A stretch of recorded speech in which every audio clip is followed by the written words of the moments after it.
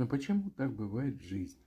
Ни всезнающий Google, ни не менее знающий искусственный интеллект не могли сказать, кто же конкретно в 1900 году в Париже предложил создать специальную службу, которая бы в максимально короткий срок могла бы прибыть на место, где находился человек, нуждающийся в медицинской помощи, и квалифицированно оказать ее. Этой службы специально закупили десяток автомобилей, оборудованных лежачим местом, куда могли положить бы потерпевшего. В экипаж входил специально подготовленный медицинский работник, у которого был бы набор медикаментов для оказания экстренной медицинской помощи.